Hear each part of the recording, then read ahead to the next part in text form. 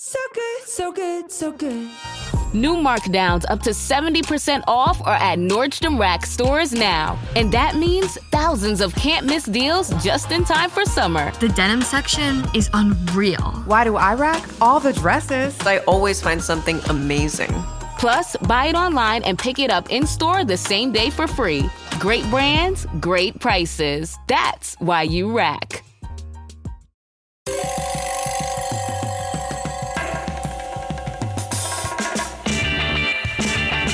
This is Cop Talk, talking crime, cases, and backing the blue. Now, here are your hosts, Ed Mamet and Kevin Schroeder. Hello, everyone. My name is Kevin Schroeder, retired detective from NYPD. This is Welcome to Cop Talk, and I'm here with my co-host, retired detective Captain Ed Mamet. Good afternoon, everyone. I'm glad to be here with Evan and our guest. Today, our topic is going to be, we're going to speak about suicides in law enforcement. Unfortunately, there's been too many.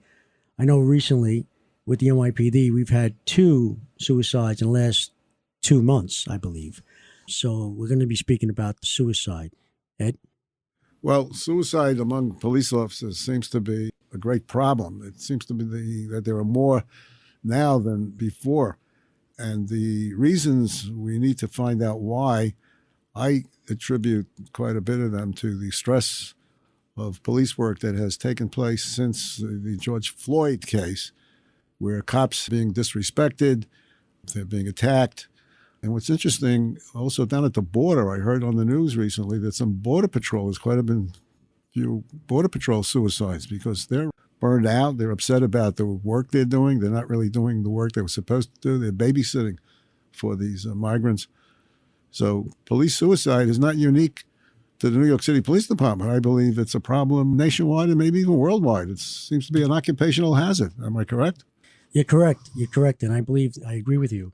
On that note, today's guest is a retired police officer from NYPD, Robyn Cannariato. I hope I said that correctly. And she's with the post-tour processing, Talk to Me post-tour, TTMPT. Welcome, Robyn. Kevin, Ed, thank you for having me on the show. It's a great honor to be here, sitting with heroes amongst heroes. Talk to Me post-tour was developed approximately 6 years ago by myself and 2 colleagues that I met in the NYPD's Early Intervention Unit. We formed a 501c3 nonprofit to address, the gap in services in programs that are offered to officers. We provided what we developed to approximately 80 departments across the nation. We showed it to them, and we said to them we would love to come back if we could fund.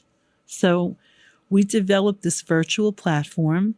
It's completely anonymous, and it's the only anonymous program that exists for law enforcement, because all of the programs, you could see who you're talking to, or you get the name of the person that you're talking to. So our program trains peers to facilitate sessions in a platform, and the platform requires security. Each officer gets a unique security credential, which they have forever, and they could come into sessions any day they choose to rewind their roll call or to talk about anything in their life that's stressful. Thank you, Robyn. Robyn, we have a Popper out there. And now what is the difference between your foundation as well as Popper? So we will never have enough resources in the law enforcement community. Popper offers a program that's wonderful. They offer officers an opportunity to come in and to meet with them anywhere. And they offer them referrals and counseling and mental health services, as do we. We offer those services too. So in Talk to Me, when the officers are in our virtual platform, if they're talking about something that's really more than the group of officers that they're with, their peers, could manage or could provide support for, then we have a chat box where a second peer provides them with a phone number to call into. We have a phone number that they can call into at that time. And they're given a therapist who's on call to speak with them and provide them then with a referral to a therapist or a doctor that could help them. You mentioned that you have about 80 departments involved. That's nationwide. So we took it and showed it to 80 departments. We're self-funded and we can't continue to provide it. So right now, we are currently giving out credential cards, security cards to NYPD officers, and we're offering them the full program. In other words, they'll come in with the security credential, they'll answer questions, and they'll be placed in a group that best suits them. And they'll fill out an exit survey for us, we hope. We have no idea who comes in, but we do know that they're law enforcement because now we're using security credentials. Can you name some of the departments that you've contacted throughout the country? So we contacted the Capitol Police in Washington a few years ago. We contacted departments in Minnesota, the FBI, the Pentagon. It was provided to many departments. Phil Shopman is our director of peer training, and Phil goes out and provides them with information about our program whenever he's out in the field doing his work with peer teams. And Sheriff Timothy Whitcomb, our sheriff, really went on a crusade to help officers and prevent law enforcement suicide. He provided it to many departments and made them aware of it. Tim Whitcomb had a sheriff. He was an undersheriff at the time, and the sheriff called him and said, "I'm going to commit suicide." And he did, unfortunately. So Tim went on a crusade to make everyone aware of services and to the law enforcement community. I mentioned before the Border Patrol. Have you reached out to them? So some time ago, we did reach out to the Border Patrol. We never met with them or provided the program to them, but that's one of the things on our list this calendar year. Well, maybe it's time to do it again because, as I said, I heard on the news that a higher number have been committed suicide. So, they could use your services. Also, I'd like to ask you, in your experience, what is the leading cause of suicide among police officers? The reasons behind their suicides? So that's a great question. There are a couple of factors. The quick means available to them, many die by their own hand, unfortunately, contributes to that. But in terms of why they commit suicide, people take in events and they store them in their mind. And your mind is kind of like a bucket. It could hold just enough, and then eventually it spills over and things happen. So sometimes officers handle events that are traumatic and they never have had an opportunity to process them out. So that, in accordance with other stressors in their life, like relationships and finances, and it's cumulative, really, when somebody feels that there's no other way out and there's no support available to them. Cops really struggle with asking for help. It's not who they are by nature. They're heroes. They take care of everyone. So Tim Whitcomb has a great saying, protect and serve those who protect and serve. And we're doing our best toward that goal. Kevin, you're on our board and you understand the value in what we're doing, because if people could come forward and access our program and come into these virtual sessions, they learn that the camaraderie in our community, they're really not alone and they could ask for anything. Cops want to help cops. That's who they are by nature. Your snacking routine can get a little dull. Time for a light and fit remix. Like a crunchy storm of graham cookies, caramel pearls, and dark chocolate, showering down into a smooth, creamy yogurt.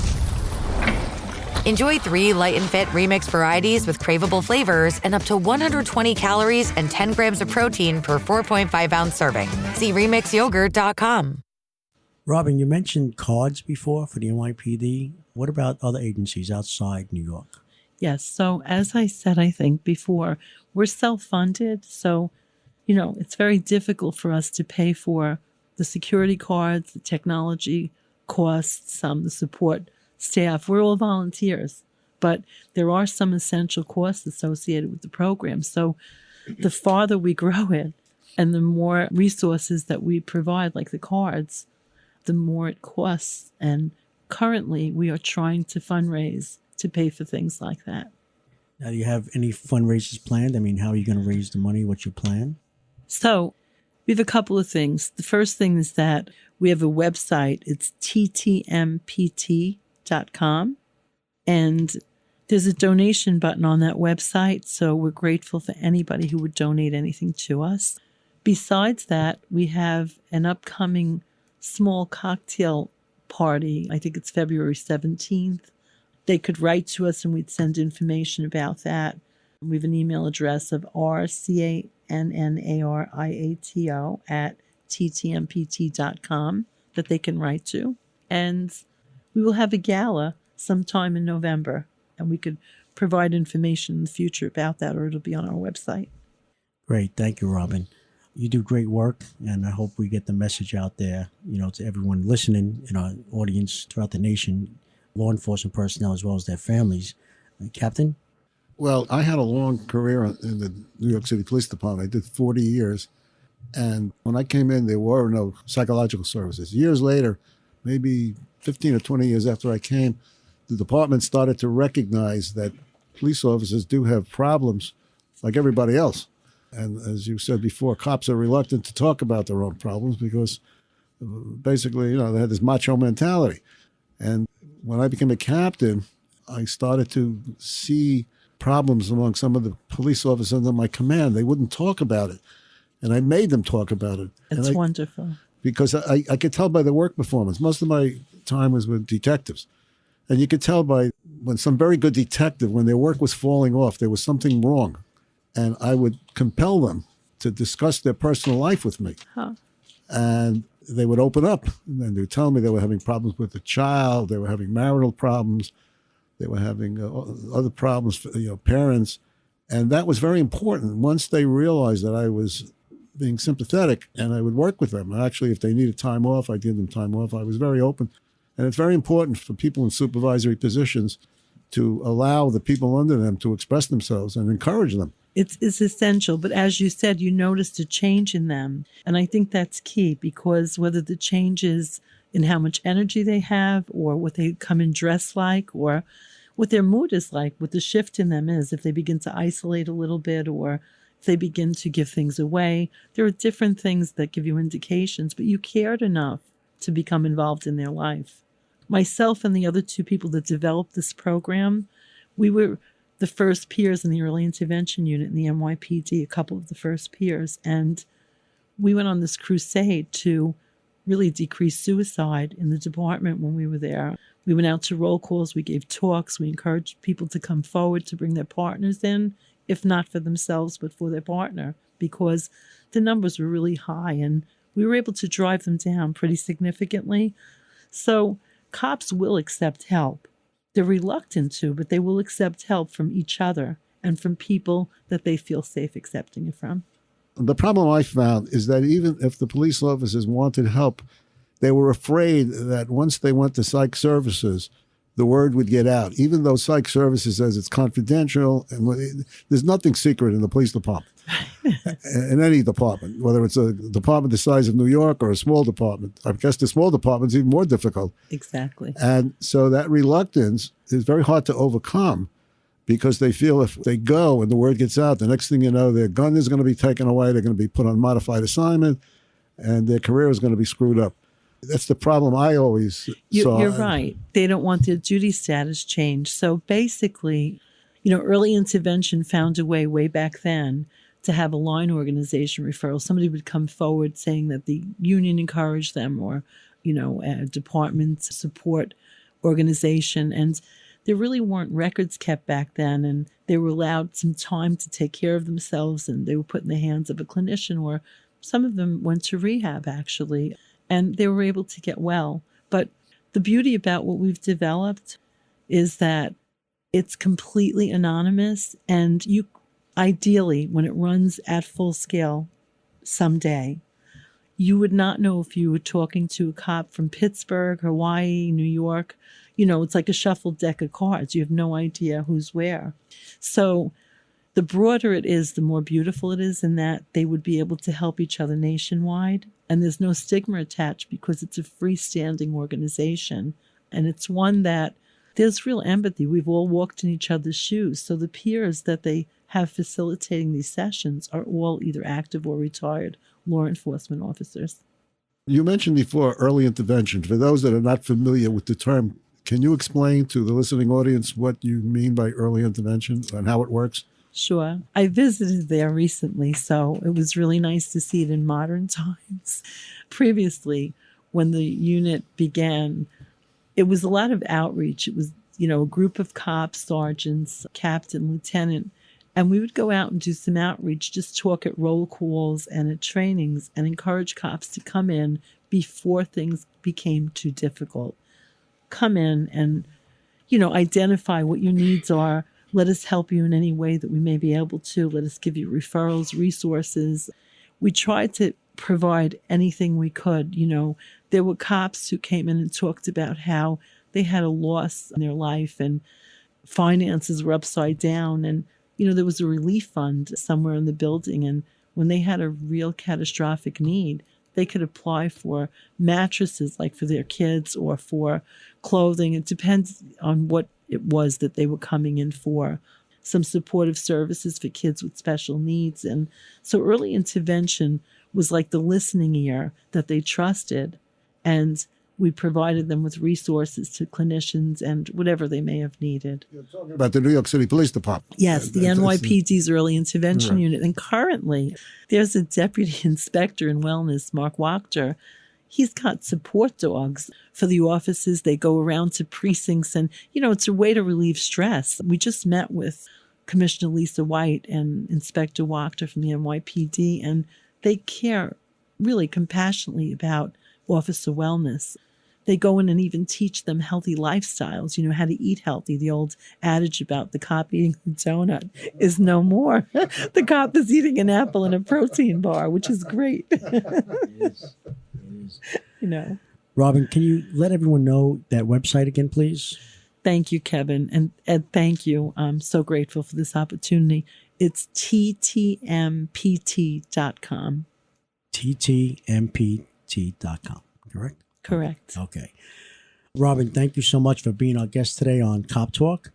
And we look forward to speaking with you again. And we look forward to attending your fundraiser and help you in any way we can, because unfortunately, suicide is a big problem right now in law enforcement. There's a pandemic out there and we've got to address it. Absolutely. Robyn Cannariato, thank you so much. Kevin, thank you. Ed, thank you. May God bless you both. Thank you.